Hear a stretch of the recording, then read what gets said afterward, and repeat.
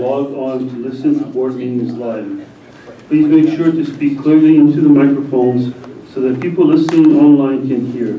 Presenters and any people testifying, please clearly state your name and position before starting. So, have people signed up to testify? Yes, Chair. And how many testifiers do we have today? 5.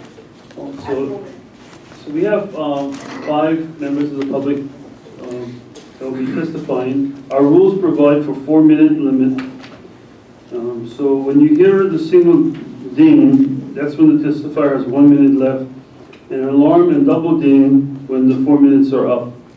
But if you want to use less than 4 minutes, you're encouraged to do so.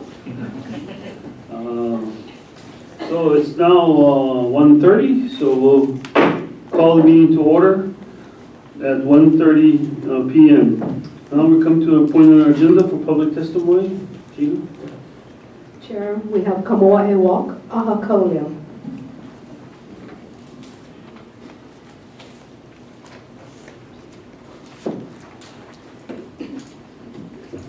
Aloha, welcome. Mahalo, aloha kākou. Mahalo. Yeah, that was an invitation to come on. Mahalo. I'm happy to be here today. Today is a great day. I'm here as the Lunaho Malu, the chair of the Aha Kauleo, and I've been before the board before. And just as a reminder that the Aha Kauleo was originally put together and commissioned by the Board of Education back in 1989 to advise the board directly on issues concerning the Papahana Kaiapuni that was just 2 years old at that point and advising further progress. So it was put together with stakeholders from the community, parents, support people from the universities that were offering Hawaiian language and studies programs that could provide input and so forth. And so we've been going since then, and we now work closely with the Office of Hawaiian Education. And I'm here today on behalf of the Akauleo, which is a consortium of now 23 different schools, all Hawaiian language schools, 6 of which are charter. The remaining 17 are all under the DOE. In strong support for the adoption of the Hawaiian language arts standards, which have been developed. And over the past couple of years, the office and the community have worked closely together to develop these, and we believe that they are a significant progress in what we're doing in the Kaiapuni program, and that it'll lay the groundwork for even further inroads into significant education progress. So I want to encourage you to please adopt these standards, and it'll allow the program to move forward in significant ways. Mahalo. Mahalo, thank you for coming. Any questions?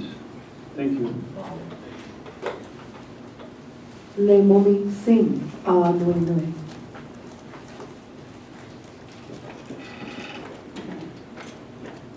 Aloha. Aloha. My name is Leimomi Singh. I am the Academic Data Coordinator at Anaminue School. We are a K-12 Hawaiian Immersion School on Oahu. And I am here on behalf of my school and myself in support of the adoption of the K-12 Kaiapuni standards for the Hawaiian language arts. I was a part of I was also a part of the creation of the standards. I participated in that along with some of my co-workers at school. Our school also uses these standards in order to develop curriculum maps. We're also using these standards currently to develop a Hawaiian language proficiency assessment for our school, and are trying to align all of our teaching to these standards. So we are in support of the adoption of these standards, and I also have other letters from my principal, curriculum coordinator, and other members of my school in support of these standards. Any questions? Mahalo for coming. Monica Morris, Office of Hawaiian Affairs. Good afternoon, Monica. Please you. Members of the Board of Education. My name is Monica Morris, Public Policy Advocate with the Office of Hawaiian Affairs. We submitted written testimony on this matter before you, and we're here to offer oral testimony. Hawaii now has two educational pathways. Students may elect to be instructed in the English language, or they may elect to be instructed in the Hawaiian language. So this proposition before you to establish the Hawaiian language arts standards for our Hawaiian language immersion schools really furthers two efforts. One is BOE Policy 105-8, which the board adopted back in 2014, and that established specifically the ability for the establishment of curriculum and standards for the Kaiapuni program to be developed by the Department of Education to prepare students for college, career, and contributors to community. What's happened since this was adopted and revised in 2014 is that we have the Office of Hawaiian Education. They have been very instrumental in moving this effort forward, so we'd like to really acknowledge the Office of Hawaiian Education that was created by BOE Policy 105-8. What the standards before you also do is that they advance the state strategic plan, which you approved back in December 2016, which officially and explicitly recognizes that we have two official languages in the state of Hawaii.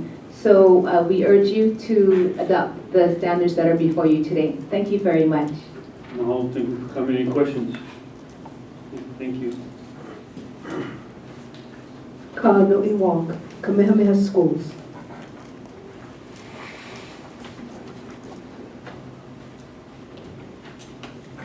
Welcome. E ka hope luna ho'omalu te lima, a me nā lana kapapa ho'ona awa. Aloha mai kākou.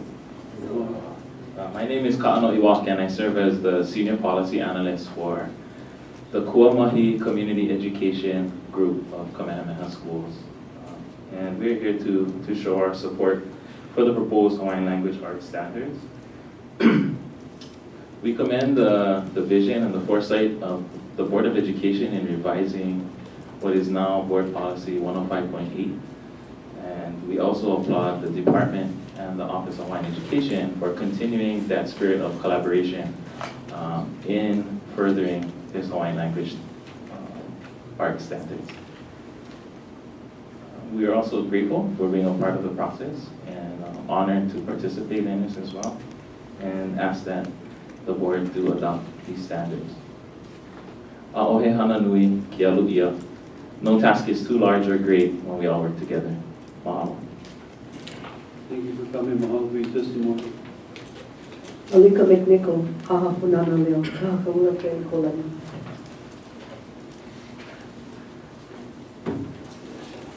Members of the board, aloha kākou. Thank you again for this opportunity to come before you today. We just wanted to state for the record that we are in full support of the adoption of the Hawaiian language arts standards. And we thank you for your time and your consideration for this. Mahalo nui. Mahalo for your testimony.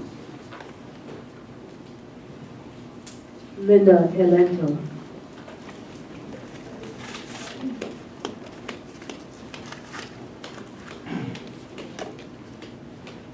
Good afternoon, Good Linda. afternoon, Vice Chair, and all the members of the Board of Education and everybody else.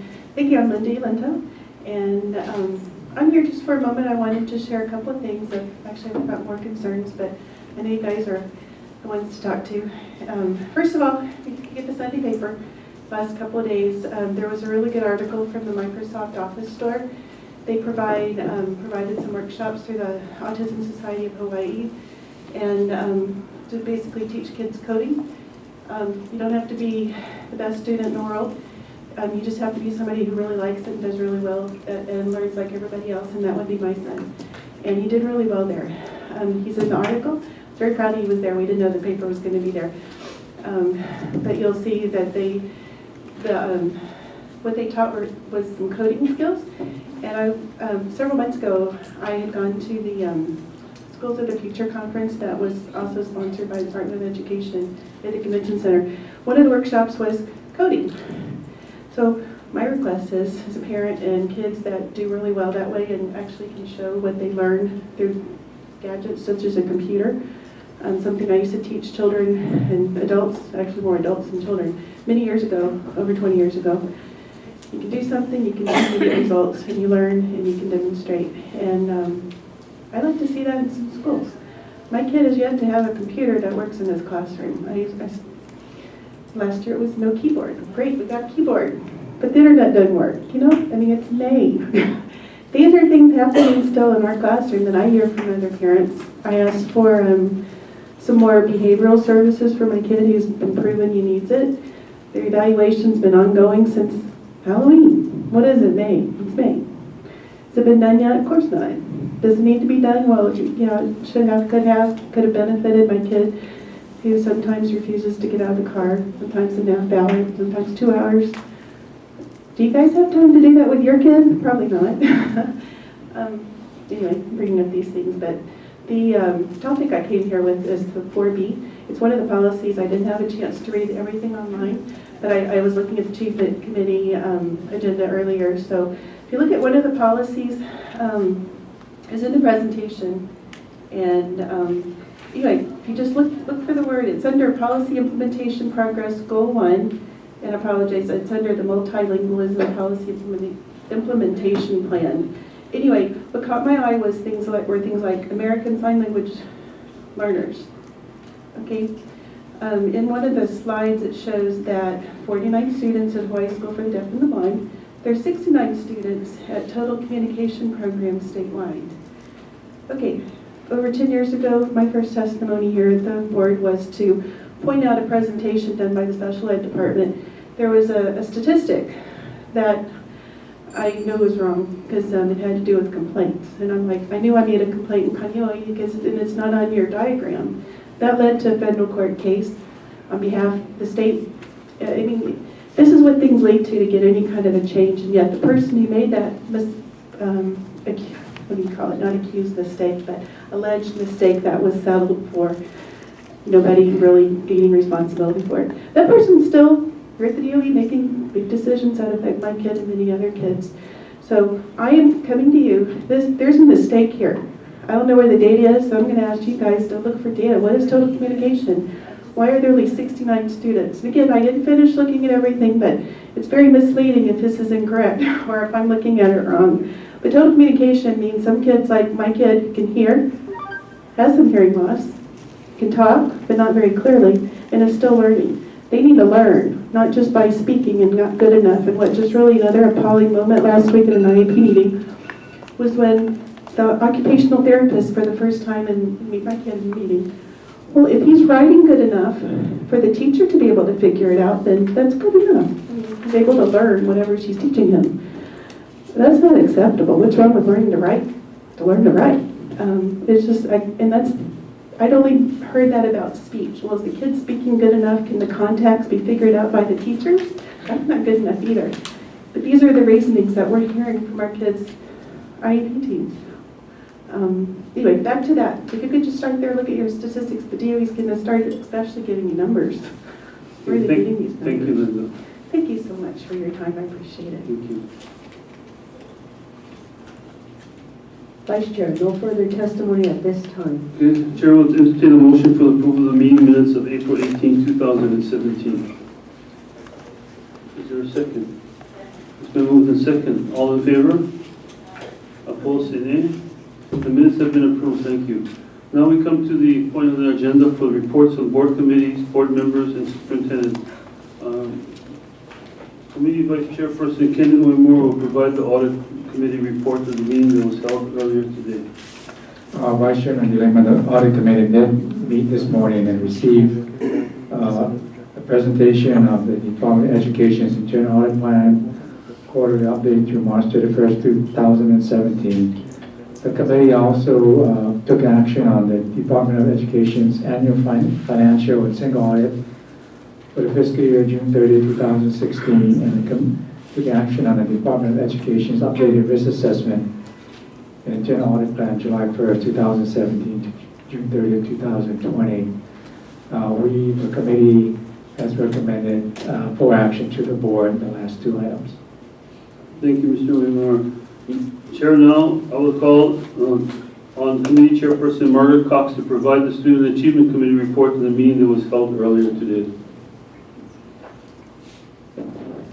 Thank you, Chair. We had a presentation on the implementation of the Board Policy 105-15, which is the seal of biliteracy. And we'll be having they've actually got the medals, and we'll be able to see them coming up.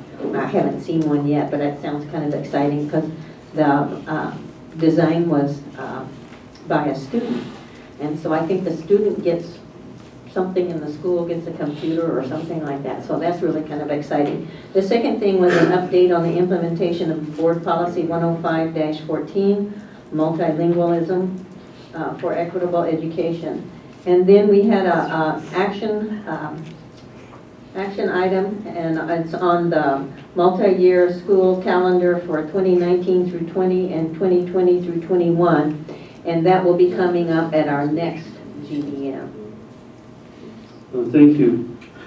Now I'll call on the Deputy Superintendent Kiyohayashi to provide the Superintendent's report regarding the May 2017 education update and update on the 2017 legislative session. Mr. Chairman, good evening, members of the board. If I can turn your attention to the education update that's being passed out now. Highlight several points that are going on right now in the department. First, the industry-led C2C coalition.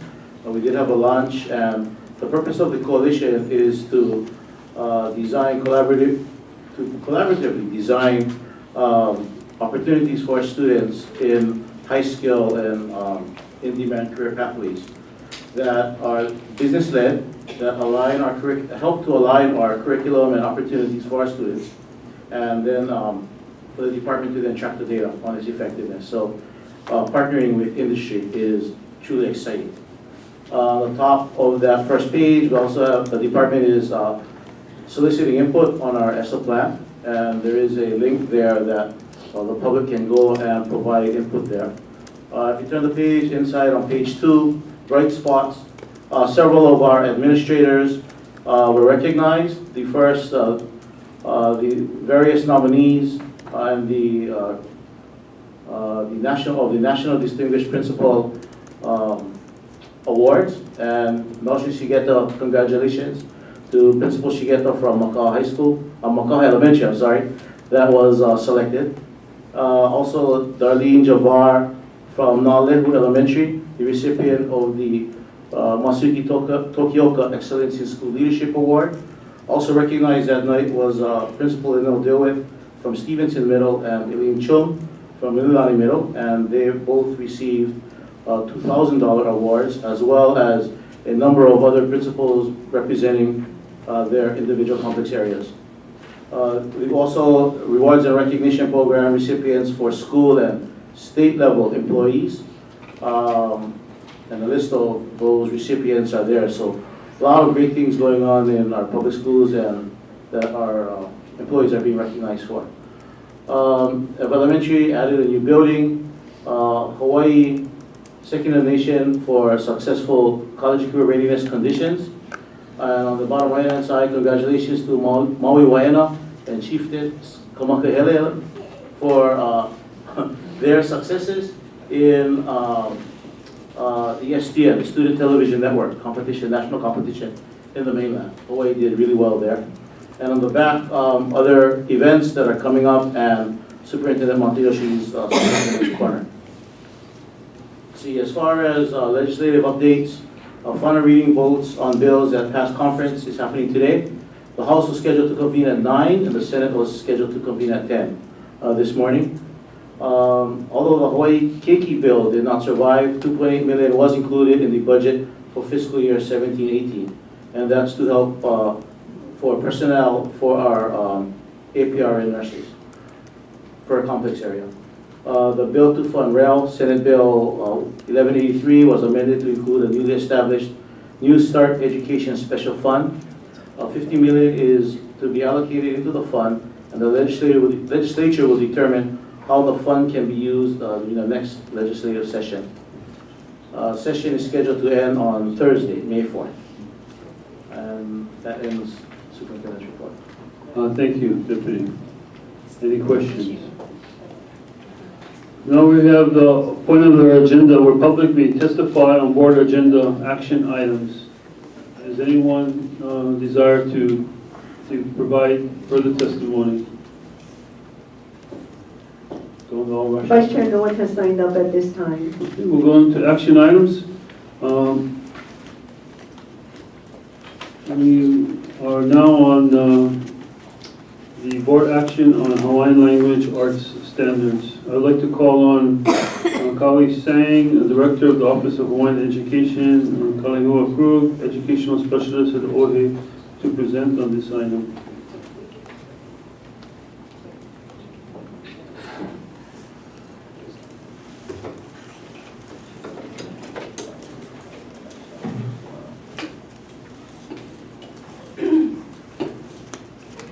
Aloha Vice Chair and the members of the board. Thank you all for allowing us to come and present sort of where we are with the development and final draft of our Hawaiian language arts standards. Essentially, today's purpose is twofold: to make sure that we're reporting to you the status of the work, which is the development of Hawaiian language arts standards for students in the Hawaiian language immersion program from kindergarten to grade 12, and then to make a recommendation to the board to approve the addition of the set of standards to become part of the state standards package. Some of the circumstances behind the work was really identifying a point in time when there was a catalyzing activity, and that was the redrafting of our Hawaiian language immersion board policy 105.8.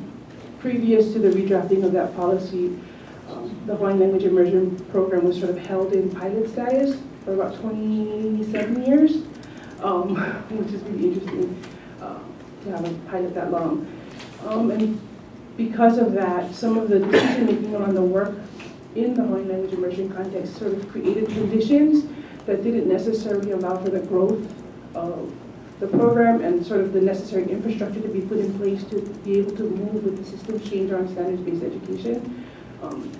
When the board redrafted the policy in 2014, they ensured that there was an ability for the department to be able to focus on building in the infrastructure, creating sort of a comprehensive layout of the goals of the program and providing some language in board policy so that the department could start to make some actions towards the development of the infrastructure. One of those infrastructural pieces was the Hawaiian language arts standards package. We're going to briefly go over the process that we employed to develop the standards, and I'm going to turn it over to Dr. Kalihua Krug, who is our Hawaiian language immersion education specialist, and he will sort of share the process with all of you. Yeah, aloha kaku. So what you're going to see in the next few slides is that we employed a technique that is actually one that we model over and over when it comes to the construction, to the vetting and refining, and then to creating the crosswalks. We have a set process that we go through.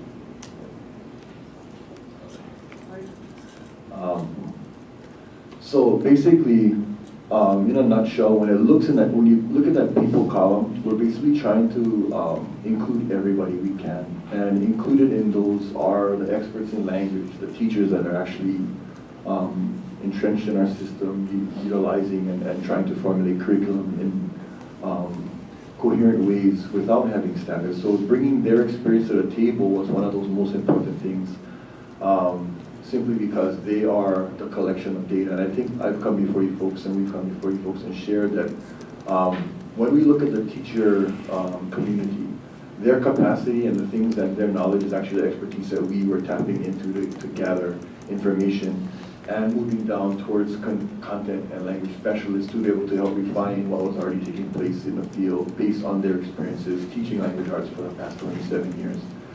But ultimately in that column, what we're trying to exemplify, and you'll see it in the next few slides, is that we want to get as many people involved in the process as possible because we're talking about a pretty small group of experts and expertise that we're working with. So the process in constructing the standards was we use a process called bookending, and it's looking at what is our target, where do we start from, and what is a rigorous middle ground that we're going to help move the kids towards. And so that's the basic process that we went through, and defining that critical, the definitions critical to the content area, and being able to look at not only where we come from, but where we are right now, and what we need to do to progress the students toward our ultimate goal. The product that came out early in 2015, and I think the impetus for this came out of a contract with the University of Hawaii Manoa College of Education to develop a grades 3 and 4 assessment for language arts and mathematics and grade 4 science. But without having content area standards to build the assessment, part of that contract with the university was to create standards. And from that, the Office of Hawaiian Education took that and grew it out K-12 so that we could have the full spectrum of what our students' experience is going to look like. So in 2015, we came out with a first draft set of grades 3 and 4, and ultimately began a process to move out to K-12. And so the vetting included many of the similar people that we've been talking about, but it also went out to community stakeholders. It went out to, respectively, the Charter Commission staff, because what we're looking at when we bring our language arts standard is looking at how does it affect everybody, how does it affect our families, our students, the teaching taking place not only in our department schools, but in all schools that are teaching to the medium of Hawaiian language. And so this vetting process and refinement process was one that we tried to grow out to a wider community. And in the process, teachers were given that voice again. And so we had 2 more gatherings that the office brought about 40 to 50 teachers together to be able to look at over the refinement period was about a year and a half, to look at what their first draft had, how they utilized it, what were the implementation goals or positive benchmarks that they saw through the process, and what are the learnings that we had along the way to be able to refine. And so we had 2 other gatherings with the teachers to be able to do that, and kept pushing out towards the universities, to the communities, the Akaoleo, to be able to gather more feedback from the community. And ultimately, the product that came out was the K-12 version that you see now that was delivered to you in packet. The crosswalking process involved two pieces. Is that, we're really targeting the grade, the testing grades for the crosswalking, especially up to 5th grade, because we're gonna also see that once 5th grade starts, that you're having two strands of language arts expectations taking place to actually be able to have students effectuate the experience in Hawaiian and in English. So to be, by grade 12, proficient in both languages. And so this crosswalking process was important, and it was employed through gathering community experts together to ultimately begin from that Hawaiian perspective and look at the Common Core standards respectively. But then it went out to psychometrically get evaluated. And that's where a study was done to be able to comparatively go item by item, standard by standard, in those testing areas. Where are we similar, where we're the same? And ultimately, what was decided through that process, and the process, there's actually a document for, it's coming through peer review that is going to be sent to the federal government to hopefully get approval for our grades 3 and 4 assessment. But in that document, there's a study done that does this crosswalking at a psychometric level to be able to explain to the federal government the relationship between these standards and Common Core. And what was found in the study was that the requirements of these standards are actually more rigorous than Common Core, as, again, done through that psychometric study, and our contractors from the U.S., and we have the National Committee on Assessment as well working with us and McGraw. And so looking at that study, that's where we come up with the comparisons between rigor of Hawaiian language arts standards and the Common Core standards. And so ultimately the final product, the summary of the final product is that through K-12, you're going to see that for us, many of our students, and the target for that K-2 is going to be oral language development. And that's justified through when we got our teachers together. They were seeing that the majority of our students that come in do not have experience or language knowledge to a level or degree that English medium speakers come in at kindergarten. And so the focus K2 is on oral language. Grades 3 through 5, 3 through 6 is looking at the reading comprehension, and taking 7, 12, really focusing in on the production of language.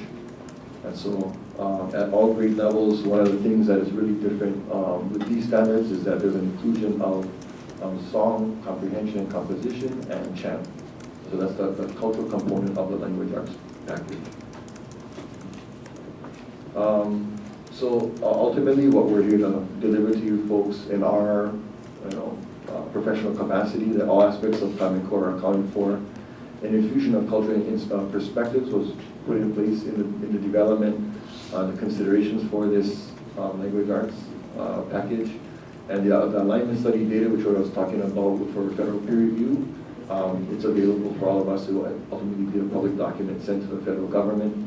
And a need to focus on oral language development at all grade levels, K-12, but especially starting in K-2.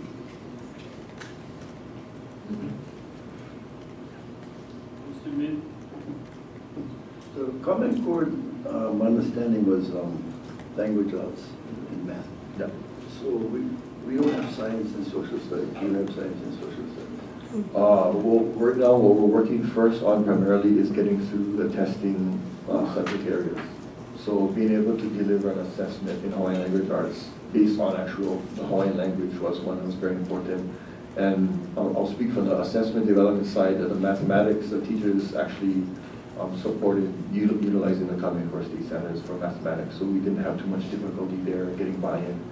I think the difficulty is just the difference in language. So that's where we're starting on HLA right now. We also did, and this is working with the Office of Curriculum and Instruction as well, the development of the NGSS was just approved, but NGSS is going through their own assessment development, and for those of you folks who are keeping up with the development process, it's very difficult because of the different dimensions that NGSS provides within those standards as well, which is difficult nationwide for assessments to be developed in a really comprehensive way to cover NGSS. But what we did was we went into a development of 4th grade standards for Hawaiian science based off of NGSS's processes and their dimensions. So we have a pilot that's coming out now. We're actually going to go operational this year for the Hawaiian science test, but we're not bringing it to you folks yet until we actually make sure that we do our due diligence and figure out that what we're doing is. My question was because history is so important. That so many people develop the Common Core because the historical arts and chants are so much enriching and a part of the Hawaiian culture. I'm just going to think about it offline, so that's why I wanted to ask you. Well, I think what's up here is that part of our perspective is that what we're looking for is Common Core Plus. Is that we feel that there are many of the aspects Common Core provides for our students are very valuable. However, it doesn't encompass everything that our schools and our teachers need to teach us. And so I'm sure that all of you have read that these are some of the reasons behind why we would like to make this recommendation to the board, and we hope that you support us in that recommendation. We're here for questions. I want to make sure that we don't forget to acknowledge sort of everyone that's been involved in the process. When we heard the testifier from Kumemes who's presenting, he talked about and really it is sort of the direction that was provided by Board of Education policy that allowed us to reach out internally. And so I would also like to acknowledge the superintendent and her leadership staff because they've really been helping us to navigate the system, to make sure that we were setting ourselves up for success. But more importantly, our long-term community partners that have been involved in, strengthening and supporting Kaipuni education for beyond 30 years. That includes all of the universities and the Apuna Naleo and on the Office of Foreign Affairs and academic schools. And so it really is an unbelievable kind of effort, so thank you all. Okay, Chair will entertain a motion to approve the recommendations as outlined in the memorandum of May 2nd, 2017. Is there a motion? Is there a second? Been moved and second. Any further discussion? Ms. Bergen? I just had one question, and I think this is a wonderful opportunity. Have you considered the concern to address the concern of the people from Niihau? Because I did notice that they do not support this, and I just wondered, were they at the table? Did they have an opportunity for input? Yes, so we've actually been having some very long conversations the last few days. And through this, what we're trying to do, number one, is not do any detrimental harm to anybody and their language, their particular language. Through the conversations, what these assessments, what these standards are here to do is to be able to assess in the Hawaiian language. And one Niihau school that is teaching through the medium of Niihau language was invited to all of you, had opportunities to be involved, and to what I read is actually not a part of the non-support.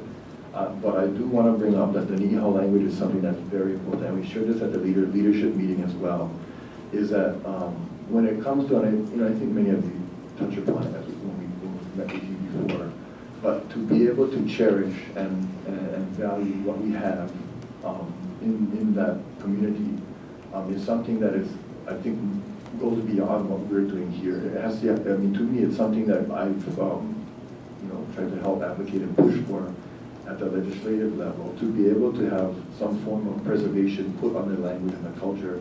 Because I think sometimes as a system, we do implement things that indirectly and not unknowingly affect other people, but that is not what we're doing here. And ultimately, these standards are here for those who want to choose to teach the native Hawaiian language to be able to have a method by which they can scaffold their instruction and to articulate, and align their, their school frameworks in a better way. So that's what I think it's more there to do. Yeah. Okay. Any other questions? I had one question, and I wanted to understand this. Is other supplementary recommendations, and it says provisions of resources and time and funding to pursue curriculum and resource development, professional development, necessary accommodations. We don't have an appropriation with this recommendation. Is this referencing the Office of Hawaiian Education? Is that what they're talking about here? Yeah, when the Office of Hawaiian Education submitted its budget request to the writing budget process, okay, we had accounted for the growth moving forward. So this means the money that's allocated for your office. Okay. Yes. Just wanted to clarify that. Just didn't want to think that we were approving a blank check. Okay. Okay. Any other questions? If not, all those in favor say aye. Aye. Opposed say nay. Motion is carried. Thank you very much for your work. Okay. Next we have an action on the school community council request for exceptions to collective bargaining agreements, statutory waivers, and waivers of board policy for school year 2016-17 for the schools listed on the agenda. I would like to call on board member Cox to present on this item. Thank you, Chair. As you see, we have sort of a slightly different format that I've presented to you. Saves a lot of trees. But the process still was in place, that schools did everything that they were supposed to do, and it's passed through the 2+2, which is unions and the department. So these particular waivers are those that we have seen really, really often. And so there's nothing really out that's really different. So all of them were decided upon, yes, all the way through for all of these. So the recommendation is that we approve these. The motion is to approve by Member Cox. Is there a second? Any further discussion? Seeing none, all those in favor say aye. Aye. Opposed say nay. Motion is carried.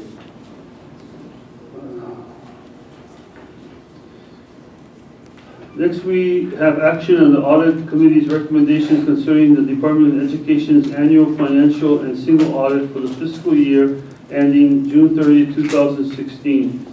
I'll call on Vice Chair Kenneth Uemura for the committee's recommendation.